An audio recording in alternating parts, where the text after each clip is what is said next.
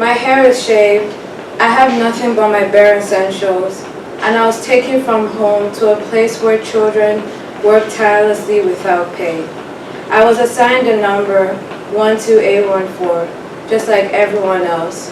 I had no phone, no access to the internet, no means of communication with anyone. I ate food not even fit for dogs, stale bread and butter, and even the bigger ones among us bullied us into bigger shares. Welcome to my hell, also known as boarding school.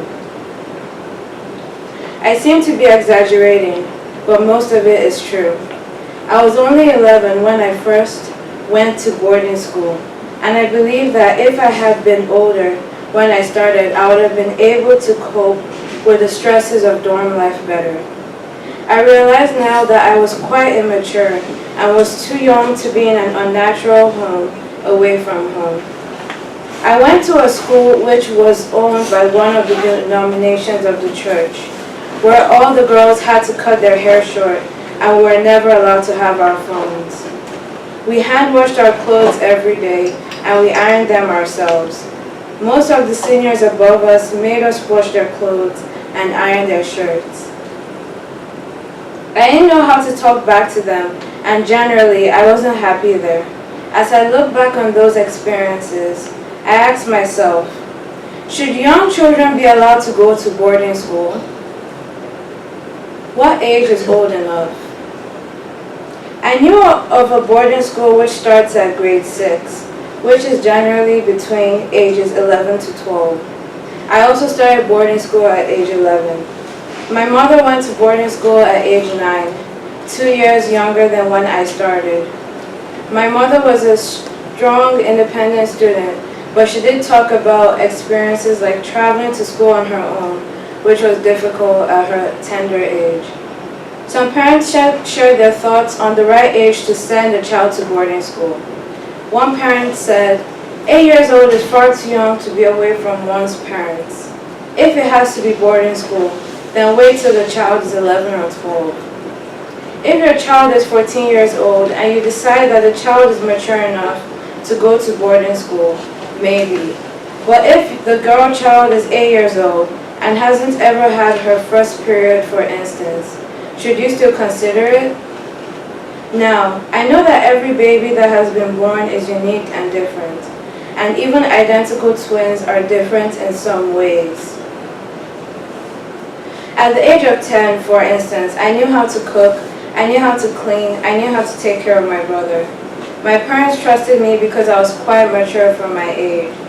Another child may not be that mature, though the child could be the same age in years, but not in maturity.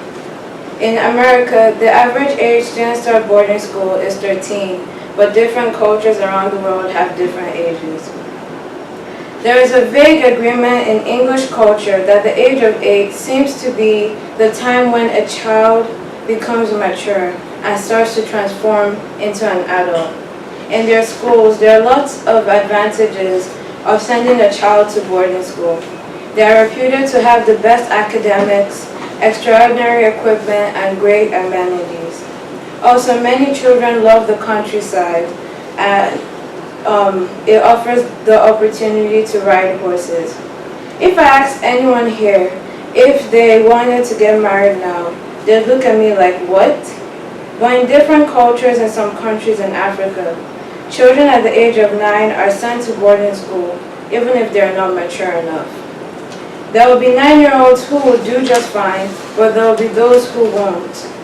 Those who won't may be scarred for life after going through stresses they weren't ready for.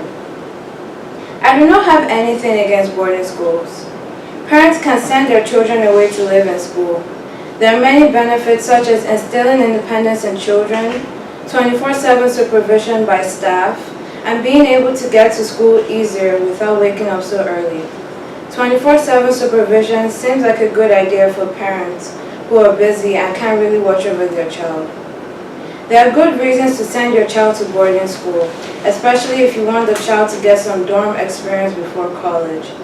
However, psychiatrists and former boarders claim that schools which accept children too young are institutionalizing children, and leaving them damaged by being denied of a loving home. Sally Fraser of Boarding School Action, who advocates against sending children too early to boarding school, says, "My husband is a boarding school survivor, and when you see the impact of this world on people like him, it's horrendous. I knew he had issues and I started to look into it and found there was something called boarding school syndrome." In the Daily Mail, Nina Rauner claims that being sent to a boarding house at the age of 7 scarred her for life.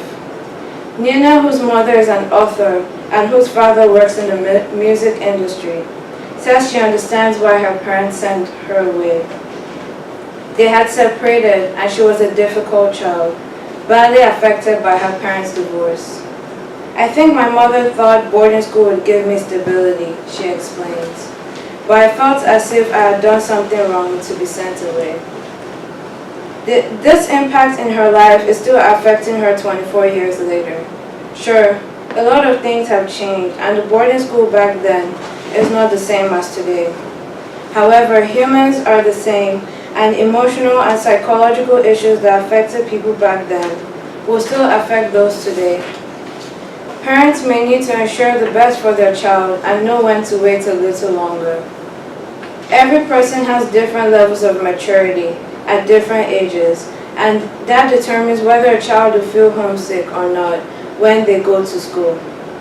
All in all, the matter of whether one should send a child to a dorm to live on his or her own depends on the individual's abilities, maturity, and personality. It may take nothing to send your child away to live with a bunch of strangers, but the impact on that child will last a very long time. Thank you.